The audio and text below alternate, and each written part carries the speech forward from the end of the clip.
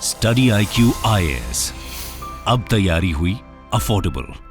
नमस्कार दोस्तों आज लगभग 17 दिन हो चुके हैं हमारे जो 41 वर्कर्स हैं उत्तर काशी के टनल में फंसे हुए हैं। अभी भी आपको पता ही होगा कि एक मशीन से ड्रिलिंग की जा रही थी, हॉरिजॉन्टल ड्रिलिंग, लेकिन वो मशीन भी टूट गई। लेकिन फाइनली मैं आपको बता दूं, हो सकता है कि बहुत जल्द वर्कर्स बाहर निकल कर आ जाएं, क्योंकि जो ड्रिलिंग की गई थी ना, उसने काफी अच्छा खासा होल तो कर दिया है। फिर वहां से अब जो है रैट होल माइनिंग की जा रही है। ये आप देख सकते हो खबर, rat hole miners meters away from trapped tunnel workers as operation enters day 17। और इसी के बारे में आपको डिटेल से बताऊंगा कि रैट होल माइनिंग होती क्या है, क्योंकि भारत में एनजीटी के द्वारा इसको बैन भी किया गया है। मेघालय से इसका क्या रिलेशन है, वो सारी चीजें हम देखेंगे। चलिए आगे बढ़ते हैं, लेकिन उससे पहले ध्यान रखिएगा, आज से हमारा जो मंथ एंड सेल है यूपीएससी बैचेस पर, वो स्टार्ट हो चुका है। अगर आप इसका ज्यादा से ज्यादा फायदा उठाना चाहते हैं तो हमारे बैचेस को, चाहे वो प्योर हिंदी, प्योर इंग्लिश या फिर इंग्लिश बैच हो गया, कोई भी आप लेना चाहते हो जिसके अंदर आपको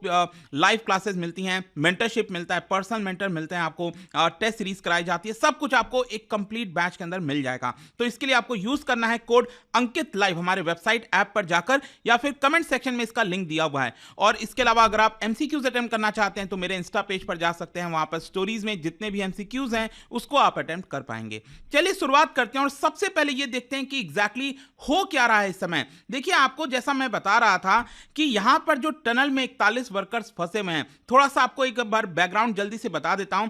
ये उत्तराखंड का यहां पर जो उत्तर काशी वाला एरिया है, यहां से आप देख सकते हो सिलक्यारा और डांडल गांव के बीच में ये टनल बनाया जा रहा था और लगभग 4.5 किलोमीटर लंबा ये टनल था। लेकिन सिलक्यारा वाला जो साइड है, यहां पर आप देख सकते हो सिलक्यारा वाला जो साइड है, वहां से लगभग 250 से 300 मीटर के दूरी पर जो वर्कर्स हैं वो वहां पर थे। और वहीं पर क्या होता है कि अचानक से जो पूरा टनल है ये वाला एरिया का, वो कोलैप्स हो जाता है। तो लगभग आप कह सकते हैं 50 से 55 मीटर का डिस्टेंस हो जाता है। मतलब बहुत सारा जो डेब्री है, मलबा है 50 से 55 मीटर का, वो एक तरह से यहां पर गिर गया। और इसी को हटाने के लिए, मतलब यहां पर एक ड्रिलिंग की जा रही थी, हॉरिजॉन्टल ड्रिलिंग। और ये किससे की जा रही थी? ये ऑगर मशीन से। इसको लेकर मैंने एक डेडिकेटेड वीडियो भी बनाया था और आपको डिटेल में एक्सप्लेन किया था क्या होता है ये। तो बेसिकली ये जो ब्लेड आप देख रहे हो, इसी को ऑगर कहते हैं। तो ऑगर मशीन के थ्रू जो हॉरिजॉन्टल ड्रिलिंग है वो यहां पर जारी था। किस साइड से? सिलक्यारा वाले साइड से, यहीं पर से। तो लगभग क्या हुआ था ना कि 45 मीटर तक ये लोग पहुंच गए थे। 45 मीटर की ड्रिलिंग हो चुकी थी। लेकिन क्या होता है, ये जो ब्लेड आप देख रहे हो ना, अब ये ब्लेड अकेले तो 45 मीटर का है नहीं, यहां पर 6 मीटर के, 8 मीटर के कई सारे जो ब्लेड्स हैं उसको ज्वाइन किया जाता है ताकि इसको अंदर इंसर्ट किया जा सके। और वहां पर पाइप, जो पाइप होती है एक तरह से, वो लगा दी जाती है। तो क्या हो रहा था कि जब इसकी ड्रिलिंग की जा रही थी तो वहां पर जो ऑगर ब्लेड है जॉइंट से, वो टूट गया और एक बड़ा हिस्सा, मतलब इस ब्लेड का एक बड़ा हिस्सा जो है वो मलबे में ही फंस गया।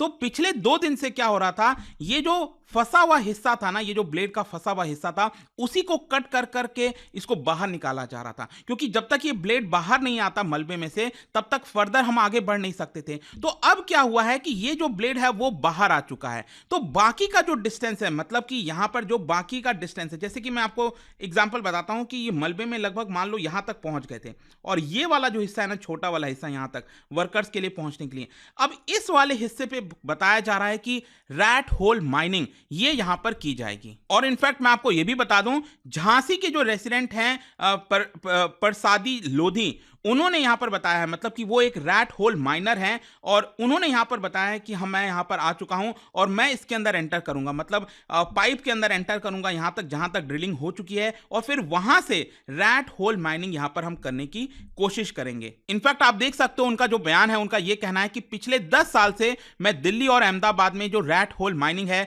वो करते आ रहा हूं, ये पहली बार मेरे लिए नहीं है। लेकिन साथ साथ उन्होंने ये भी बताया कि यहां पर तो मेरे पास 800 mm का जो पाइप है वो मेरे पास है। यहां पर अंदर हम घुस के 800 mm पाइप के अंदर घुस के हम यहां पर रैट होल माइनिंग कर रहे हैं। तो मैंने तो 600 mm वाले होल में भी घुस के रैट होल माइनिंग की हुई है, तो ये मैं कर लूंगा। वो काफी कॉन्फिडेंट दिख रहे थे। एंड इनफैक्ट उनका ये भी कहना था कि लगभग 12 मीटर का जो मलबा है वो बचा हुआ है। इट इज, अगर वो सॉइल हुआ मतलब क्या है कि यहाँ पर वर्कर्स तक पहुँचने के लिए जो रैट होल माइनिंग की जाएगी, और यहाँ पर अगर सिर्फ ये सॉयल होगा तब तो कोई दिक्कत नहीं है, अगले 12 घंटे में वो वर्कर्स को रेस्क्यू कर लेंगे। लेकिन अगर मान लो वहाँ पर बड़े बड़े पत्थर आ गए बीच में, तो पत्थर को हटाने में थोड़ा सा और टाइम लग जाता है, तो 30-36 घंटे और लग सकते हैं यहाँ पर वर्कर्स को निकालने के लिए। अब डिपेंड करता है कि क्या वो सिर्फ मिट्टी है, सॉयल है, तो उसको वहां पर डिपेंड करेगा उस हिसाब से कितना टाइम लगता है। अब क्वेश्चन यहां पर यह आपके मन में आ रहा होगा कि रैट होल माइनिंग क्या है और नाम कहां से आ गया।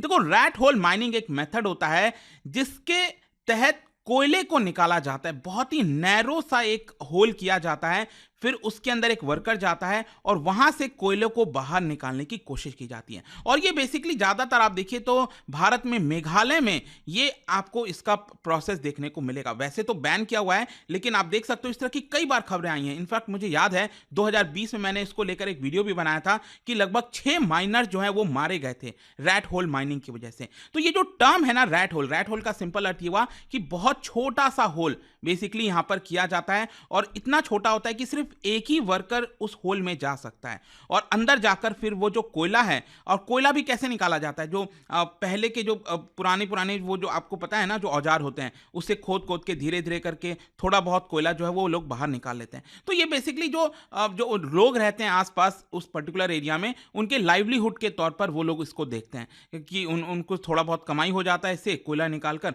और उसी से अपना जो जीवन व्यापन है वो उनके द्वारा यहां पर किया जाता है। आप देख सकते हो इस पिक्चर में कि कैसे एक लड़का जो है इसके अंदर जा रहा है और वो अंदर जाकर कोयला जो है एक्सट्रैक्ट करता है और उसको बाहर निकालने की कोशिश करता है। और ये रैट होल माइनिंग मैं आपको बता दूं, ये 2 प्रकार के आपको देखने को मिलेंगे। एक तो होता है side cutting procedure. Side cutting का मतलब ये हुआ कि मान लो ये एक थोड़ा सा पहाड़ जैसा एरिया आपको देखने को मिल रहा है ऐसा। अब यहां पर मान लो कोयला है, ठीक है, तो हॉरिजॉन्टली मतलब यहां पर ग्राउंड है, तो वो पर्सन जो है वो यहां पर छोटा सा नैरो होल करेगा, अंदर जाएगा, ठीक है, अंदर जाकर यहां पर जो थोड़ा बहुत कोयला होगा वो उसको बाहर निकालने की कोशिश करेगा। तो ये तो एक हॉरिजॉन्टल वाला तरीका हो गया। एक होता है आपका बॉक्स कटिंग। बॉक्स कटिंग के केस में क्या होता है कि मान लो अगर नीचे ग्राउंड के नीचे अगर कोयला है, तो ऊपर से ये लोग क्या करते हैं कि यहाँ पर एक बॉक्स बनाते हैं ऊपर से, ठीक है, और फिर वहां से एक छोटा सा पैसेज बनाते हैं नीचे, ठीक है, और वो लोग नीचे जाते हैं और फिर एक हॉरिजॉन्टल यहाँ पर एक रैट होल माइनिंग की जाती है हॉरिजॉन्टली, और उसके अंदर लोग जाते हैं, फिर वहां से जो आपका इसमें भी क्या करते हैं कि बैम्बू या फिर रोप से अपने आप को बांध लेते हैं बाहर से, ताकि कोई बाहर उनको खींच सके। इस तरह से ये चीजें होती हैं। तो हॉरिजॉन्टल ये एक तरीका होता है जिसके तहत थोड़े बहुत कोयले जो है वो निकाले जाते हैं, और ज्यादातर ये मेघालय में देखने को मिलता है। अब क्वेश्चन ये है कि इससे कंसर्न्स क्या है। देखो, रैट होल माइनिंग काफी ज्यादा सेफ्टी और एनवायरमेंटल हैजार्ड पोजेस करता है, ये बोला जाता है, क्योंकि यहाँ पर ये अनरेगुलेटेड है, कोई रेगुलेशन तो है नहीं कि लाइसेंस दिया है सरकार ने कि आप जाइए और निकाल कर लाइए। सेफ्टी मेजर्स कुछ होता नहीं है, कोई पर्सन गया, वेंटिलेशन है नहीं अंदर से कुछ जी घुट गया, कुछ भी हो सकता है, राइट। स्ट्रक्चरल सपोर्ट नहीं है, सेफ्टी गियर उनके पास नहीं है।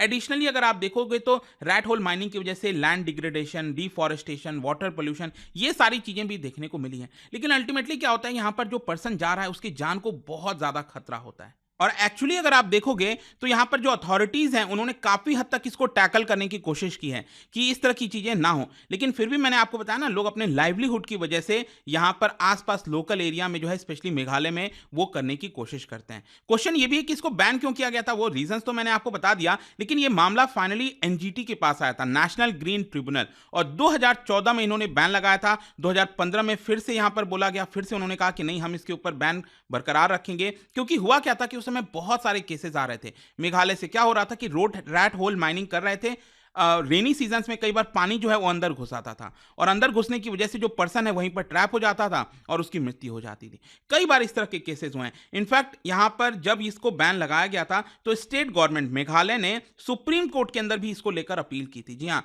मेघालय ने इसको लेकर अपील किया था जो एनजीटी का डिसीजन था। खैर जो भी है, अभी वी जस्ट होप कि यहाँ पर रैट होल माइनिंग ही से एटलीस्ट यहाँ पर जो वर्कर्स हैं उनको बाहर निकाला जाए। इसमें देखो, एनजीटी ने बैन लगाया था तो इसका मतलब ये नहीं है, यहाँ पर तो इमरजेंसी सिचुएशन है, राइट, इसकी वजह से ये किया जा रहा है। और सिर्फ रैट होल माइनिंग ही नहीं, यहाँ पर सिलक्यारा वाले साइड से तो अब रैट होल माइनिंग स्टार्ट है, लेकिन इसके अलावा वर्टिकल वाला हो गया, फिर यहाँ पर जो बारकोट वाला साइड हो गया, दूसरा वाला साइड हो गया, वहां पर भी हॉरिजॉन्टल तरीके से कोशिश की जा रही है कि कैसे ना कैसे। अब देखते हैं क्या इस पे लेटेस्ट अपडेट आता है, बट आई जस्ट होप बहुत दिन हो चुके हैं हमारे वर्कर्स को यहाँ से निकाला जाए। जाने से पहले एक इंटरेस्टिंग क्वेश्चन, और कोयले से रिलेटेड ही है, आपका 3 स्टेटमेंट दिया हुआ है, आपको बताना है कौन सा स्टेटमेंट सही है। इसका राइट आंसर आप सबको पता है, मेरे इंस्टाग्राम पर तो मिलेगा ही, वहां पर अगर आप नहीं हो कोई बात नहीं, टेलीग्राम से ले सकते हैं इसका सही उत्तर। मैं कई सारे जो एमसीक्यूज हैं वो यहाँ पर स्टोरीज में डालता रहता हूँ। बाकी अगर आपको पीडीएफ चाहिए तो टेलीग्राम पर आइए, अलग अलग सोशल मीडिया पर आप जुड़ पाओगे। और जैसा मैंने आपको बताया, अगर आप यूपीएससी की तैयारी कर रहे हो, कोई भी बैच अगर आपको लेना हो, just use this code Ankit live. और स्पेशली अभी मंथ एंड सेल चल रहा है, आप किसी भी फाउंडेशन बैच पर, ऑप्शनल बैचेस पर ये ऑफर का फायदा उठा सकते हैं। आई होप कि वीडियो आपको पसंद आया होगा। मिलता हूं आपसे next time. Till then, thank you very much, see you soon. Study IQ IAS, अब तैयारी हुई अफोर्डेबल।